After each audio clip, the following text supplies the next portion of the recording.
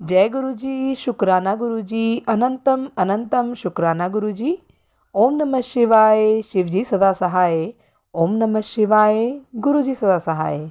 गुरु जी के चरणों में कोटि कोटि प्रणाम और सारी संगत जी को जय गुरु जी। संगत जी, गुरु जी कहते हैं सत्संग सुनने वाले का भी भला और सत्संग सुनाने वाले का भी भला।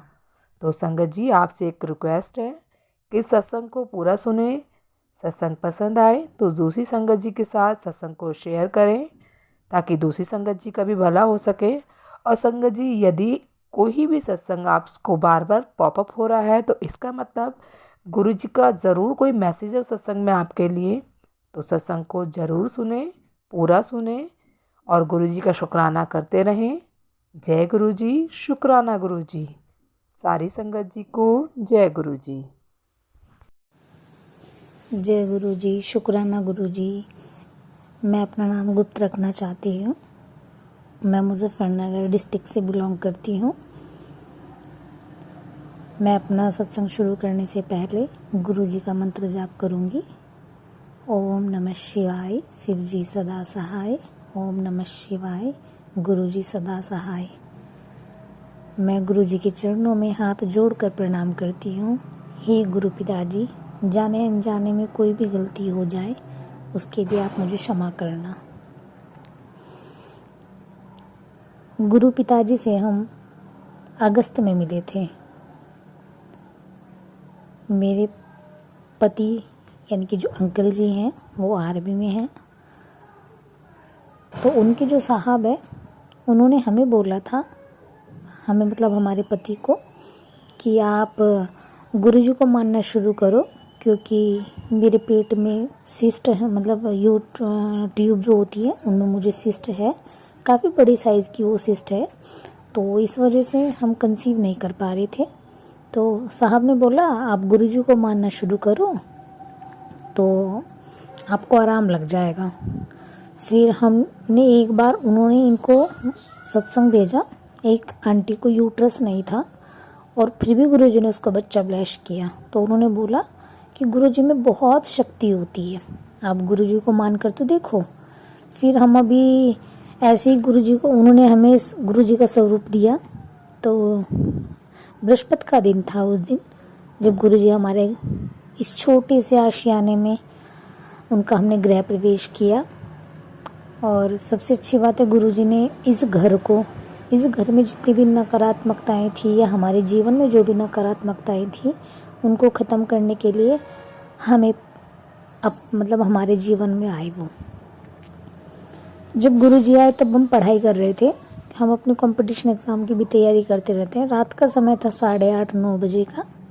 तो जब आए तो मैंने सोचा गुरु जी का कोई ऐसा भजन तो होगा कि आज मेरे घर गुरु जी आए हैं, ऐसा कुछ। तो मैंने जब यूट्यूब पर डाला तो वो वाला भजन चलाया, आज गुरु जी मेरे घर आए हैं, आज गुरु जी मेरे घर आए हैं।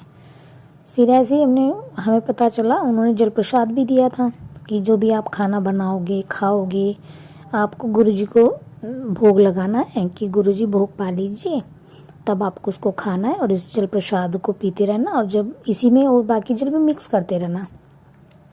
हम ऐसा करते रहे। फिर दिसंबर में फिर गुरु जी जब हमारे घर आए उसके कुछ दिन बाद ही आर्मी में मेला लगता है, दिवाली मेला। तो दिवाली तो दिसंबर में थी पर वो मेला नवंबर में लगा था। तो जब हमने, एक ही पर्ची होती है कि टोकन टाइप पर्ची, की पर्ची पे नाम लिखवा लो, कुछ वो निकल जाएगा गिफ्ट। ऐसा हमारे साथ कभी कुछ अच्छा नहीं होता था। तो मन बड़ा परेशान था कि पूजा भी करते हैं, श्रद्धा भी है। पूजा, मैं उस घर से बिलोंग करती हूँ जहाँ पूरा सत्संगी है, पूजा पाठ होती है, हवन, कन्याओं को भोजन कराना, अनुष्ठान कराना, नवरात्र में दुर्गा पाठ कराना, सावन में भोले बाबा की कावड़ आना, कावड़ियों की सेवा करना, भंडारा लगाना, सब कुछ करते हैं हम। तो मैंने कहा हमारे साथ इतना नेगेटिव क्यों होता है, कभी भी कोई अच्छा रिजल्ट नहीं होता। फिर तो जब इन्होंने एक पर्ची डाली कि छोड़ो हमारा तो वैसे भी नहीं आता तो क्या ही जाना, ये घर आ गए क्वार्टर पे। फिर फ़ोन आया कि कहाँ हो आप, आ जाइए, आपकी साइकिल निकली है गिफ्ट में, रेंजर साइकिल। हमें यकीन ही नहीं हुआ, बल्कि नीचे एक भैया हैं तो उन्होंने बोला अरे आजा नीचे, तेरी साइकिल आई है। तो ये बोले क्यों मजाक करते हो बाबूजी, कहाँ हमारी किस्मत इतनी अच्छी है। उन्होंने बोला सच में तेरी साइकिल निकली है, आजा।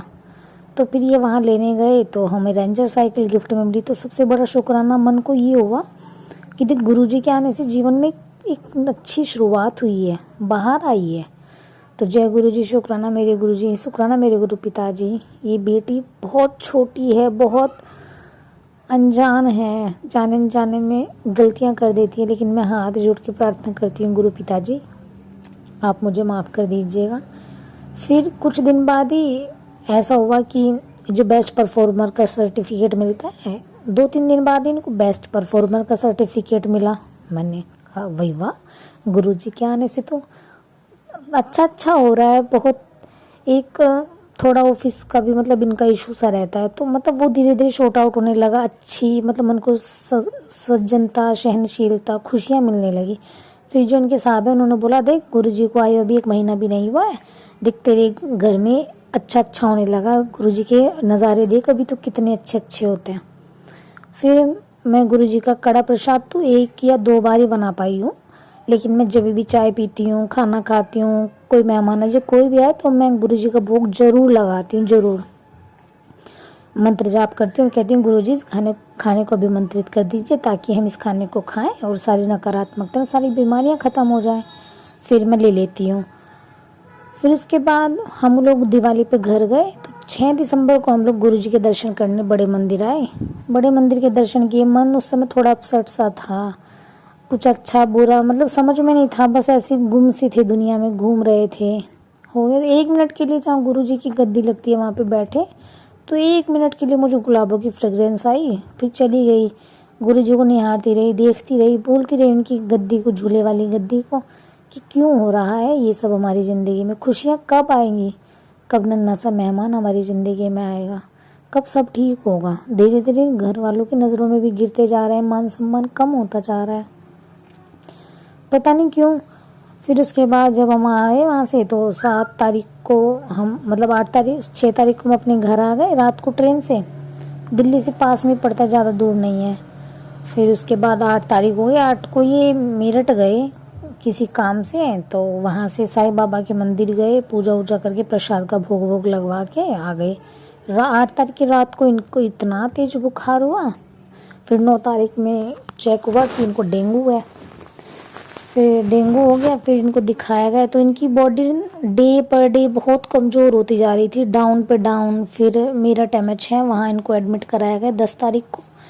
मतलब गोवर्धन, छोटी दिवाली, बड़ी दिवाली हमारे सब हॉस्पिटल में ही बीती। मन खुश नहीं था, लेकिन हर रोज़ सुबह जब सूर्य उगता है तो सोचती थी कि आज कुछ अच्छा होगा। लेकिन धीरे धीरे इनकी तबीयत इतनी डाउन होती जा रही थी कि टूट गई थी, बहुत बुरी तरह रोती थी, क्या हो रहा है। दिन पर दिन इनकी हालत और ख़राब। जब भी इनको हॉस्पिटल में देखने जाती टूट जाती, बहुत बुरी। पर मेरे घर वालों के अलावा किसी ने कोई साथ नहीं दिया। उस समय देख लिया था कि जीवन में कुछ लोगों की ज़िंदगी में होते हैं इंसान की अहमियत। एक टाइम को माता पिता को भी बस पैसों से प्यार होता है, अपनी संतान से नहीं। लोग कहते हैं ना कि सास ससुर की सेवा करो, उनको वो कुछ भी कहें, लेकिन जब इंसान उनको बरतता है ना तब पता चलता है क्या सही क्या गलत। जरूरी नहीं होता कि हर बुजुर्ग अच्छा ही हो, कभी कभी होता है कि छोटे भी अच्छे होते हैं, लेकिन बुजुर्ग अच्छे नहीं होते। पक्षपात करना, भेदभाव करना, सिर्फ पैसों से प्यार करना और अपने बच्चों को नीचा दिखाना, झगड़ा करना, तो ये सब कर कर के मतलब लगने लगा था कि इनको अपने बच्चे से ही प्यार नहीं है तो किसी से और क्या होगा। फिर उसके बाद जब हमने इनको देखा तो ये घर ये आए थे 12-13 दिन बाद, 22-23 नवंबर के आसपास। फिर उसके बाद जब ये आए तो इन्हें आए देखने के बाद बहुत शांति मिली। हाँ, एक बात बताना भूल गई, हमारे मेरठ में मैंने कभी गुरुजी की ब्लेसिंग वाली गाड़ी नहीं देखी, लेकिन जब मैं इनको MH में देखने गई, 2 बार गई बस में, घर वाले लेकर भी नहीं जाते थे। क्या करोगी, ये है वो है, डांट देते थे तो और रोती थी। आपको बता नहीं सकती, इतना बुरा टाइम था जब भगवान से यही प्रार्थना की, गुरुजी ऐसा संकट, ऐसी परिस्थिति किसी के जीवन में न लाना। टूट जाती दुनिया, छूटने का डर होता है बहुत ज़्यादा।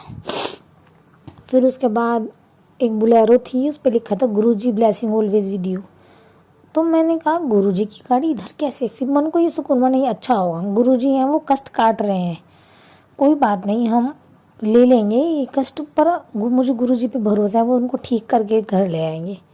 पर मन है इंसान का, डरता है बहुत बहुत, और मैं इतनी ज़्यादा सेंसिटिव हूँ, कोई मुझे आंख भर के डांट दे मैं तभी भी रोने लगती हूँ बहुत ज़्यादा। फिर उसके बाद ये घर आए, हम लोग यहाँ आए, बट घर वालों ने कोई अटेंशन नहीं दिया कि हाँ बच्चा बीमार हो के आया, इनका कितना कमज़ोर हो गया है, ये वो नहीं, उनको फिर भी झगड़ा ये सब। फिर अब हम अपने क्वार्टर पे आ गए हैं, तो मैं गुरुजी से अरदास करती हूँ, गुरुजी जीवन में सब अच्छा कर दीजिए, बहुत हो गया अब सब। अब तो घर वाले भी ये मतलब ये सोचते हैं कि हम उनकी तरफ से मर गए हैं, हमने उनको बोल दिया मर गए हैं, कोई मतलब नहीं है, लेकिन रिश्ते नाते तो हमेशा रहते हैं ना। तो मैं हाथ जोड़ के प्रार्थना करती हूँ, गुरुजी न्याय कीजिए, सम्मान दिला दीजिए, और मेरे पति के बीच एक नन्हा सा मेहमान जल्दी से जल्दी आए। गुरु पिताजी हाँ, मैं आपका लख लख बार शुक्राना करती हूँ, अब प्लीज़ अच्छा कर दीजिए, प्लीज़ पिताजी।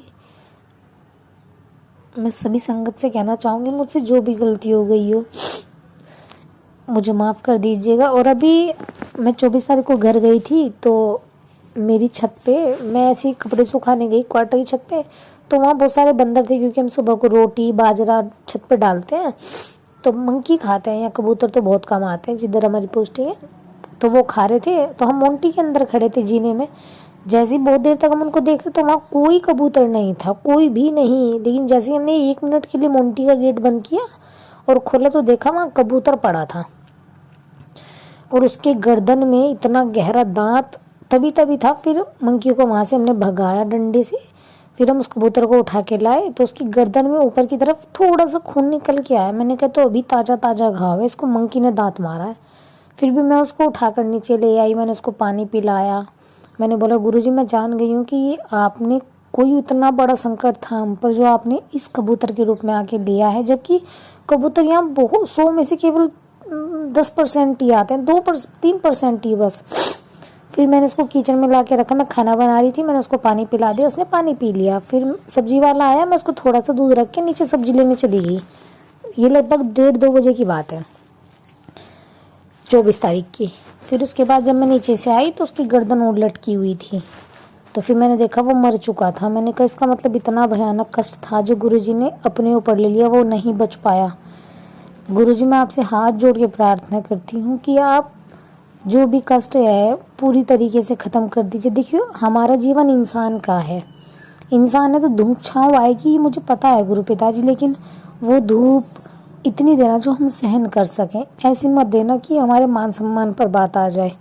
क्योंकि मैं अपने लिए कभी कुछ नहीं मांगती गुरु पिताजी, अपने माता पिता के लिए उनका सम्मान बना रहे, वो कभी परेशान ना हो, दुखी ना हो, क्योंकि माता पिता वो होते हैं जो अपनी संतान के लिए बहुत कुछ करते हैं।